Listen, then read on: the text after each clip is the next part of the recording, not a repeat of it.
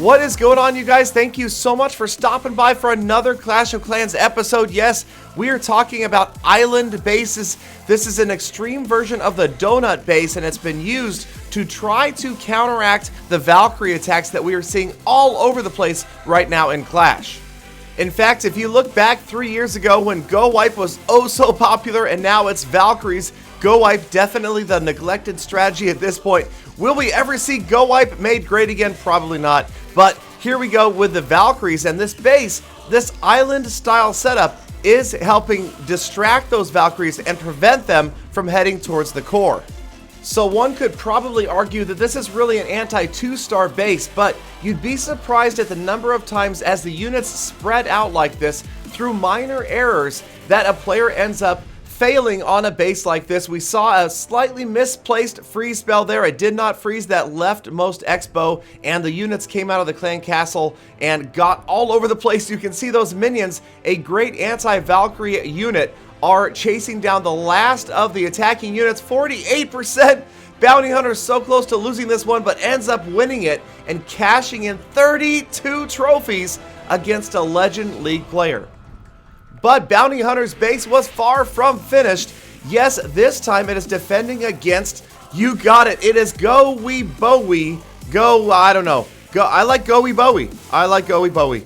Anyway, we've got golems, wizards, witches, and bowlers coming along with 8 earthquake spells. So very unorthodox, an unusual style attack, but nonetheless, Bounty Hunter's base is going to be designed to try to keep units out of that core in any style attack, as long as there's not proper funneling.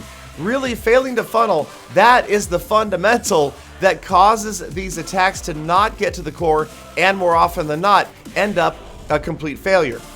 In fact, I would say failure to funnel, you can find yourself fumbling for 50% more often than not, and that is exactly what is going to happen here as this player moves in. He is trying to do a funnel here. He has that top enclosure open, and he's got the left side open as well. But really, with just these 2 openings and then kind of a face roll, troop vomit deployment on the top left of your screen, no real point to this. You've got 2 enclosures open. You could try some funneling. Usually people are going to do it with 3. Right here, the bowlers are just going to wander around. Units are going to go left and go right, and the only unit that finds its way towards the core is a Golemite and the Archer Queen. Now, she is going to just get annihilated by the minions and the balloon. She never stood a chance. She is going to be long gone as soon as her royal cloak wears off. There she goes. She is out here.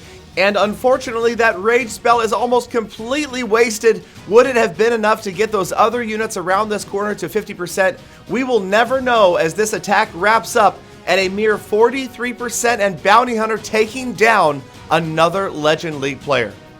But Bounty Hunter was not the only member of Lost Phoenix using this base. Yes, Freakshow, the base designer himself, is using a close variation, not exactly the same, but very, very similar to Bounty Hunter's base. And this time, Freakshow is facing the 20 Valkyrie attack and another lack of funneling. This attacker just going with 2 outside jump spells, the inner earthquakes, and again, check out that big gap between, say, the mortar and the Inferno Tower. That is too big of a gap for those units to bridge without effective funneling. They're going to go around rather than in unless something else happens. The minions, they do not draw those units to the center. Instead, they spread out all over the place and go to work on units. The last of the Valkyries are going down, but they again are going to go around counterclockwise towards the top of your screen. Giant bomb goes off, 33% damage. That town hall is not going to be touched in this raid, and the only hope is here, and you can see it, the rage spell helping the remaining units get around and try to grab 50%. Now, I will admit to doing this exact same strategy on offense and just desperately trying to grab that first star. But if you really focus from early on in the attack, you can almost always assure yourself a single star here. It becomes a 49% fail, oh so close, yet so far away.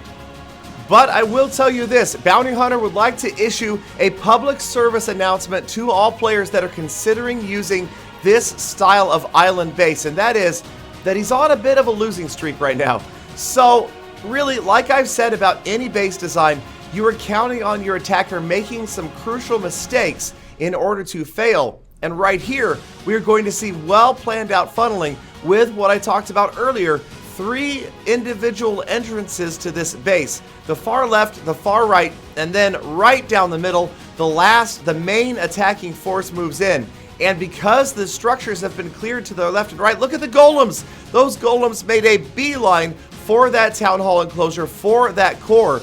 And right here, pretty good freeze spell stops the Inferno Tower, the X-Bow, and the Eagle Artillery. The Rage spell for the Archer Queen. And although it looks like there's nobody left but the heroes at this point, that Archer Queen is going to get the job done. She gets the Town Hall down. The Barbarian King at the top of your screen with his Iron Fist is going to help clear out those other structures, and that will grab the second star for 50%. So Bounty Hunter, yes, he says he's losing a lot with this base, but I call this one a close one. Solid attack from Marco, good funneling. He didn't just drop his troops on the screen and go for it, and he was rewarded with 2 stars and 15 of Bounty Hunter's hard-earned trophies. So there you guys go, the good, bad, and the ugly when it comes to the island base. Thank you guys, as always, for sticking around, watching these episodes on a daily basis. I truly appreciate you guys, the Gala fam members. Let me know what you would like to see from other episodes in the future. And of course, I hope to see every last one of you back here again tomorrow for more full attacks.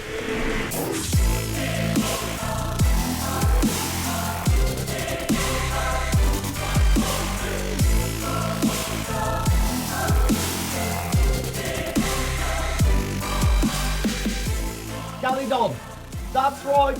It took 3 years, but now everyone knows the Valkyrie is the best